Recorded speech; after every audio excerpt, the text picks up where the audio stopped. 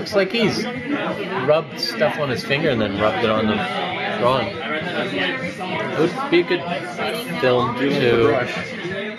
Your last piece really ends things off with a bang. Oh, because it's a little guy in the box?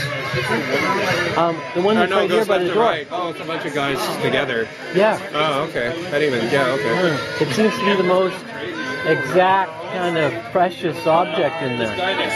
Because it's bigger and it's got detail, or? Because the lines are fine, yeah. There seems to be a lot more detail and a lot more deliberation. It's less expressionistic. Maybe, I don't know. I don't know about that. It's more like this is sort of, like I would have liked to have gotten a lot more done before the show, I guess. But I sort of, my thing was like you draw all the heads and then I'm like, well, I want to start drawing some sort of society, maybe, I guess, right?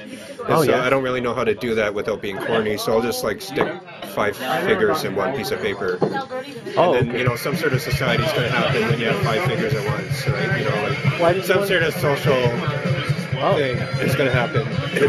Is that a recurring theme, a social situation? Well, it's like also like when, like I guess I've had this thing for a long time, like when I think of like cartooning and face, like I sort of have like cartoon, like there's a sort of a kind of cartooning when it's very sort of emotionally hyperbolic and there's all these devices to kind of bring people in. You know, this sort of notion of identification, you know, like identification with like a cartoon drawn character or whatever. Oh, really? I don't know. So like I sort of wanted to do something kind of deadpan, I guess, where the face is kind of deadpan and where maybe it sort of stands off, I guess, where like sort of the creature kind of stands off or the figure kind of just stands off from you, I guess, or even like, I don't know, like if you think of seeing wild animals, if you see like a bunch of coyotes compared to a bunch of dogs, coyotes don't care about you. You know, they kind of look at you and then go on and do their own thing. You know, they sort of know you're there and you're not going to cause trouble and okay, they'll do their thing. You know, you see a dog and a dog immediately has a social relationship with you, right? Like it immediately cares about you, I guess. So it's sort of interesting maybe, sort of doing something of that sort of nature where it's, there's less of that sort of social relationship and there's less, you know, they're a bit alien, a bit other or something.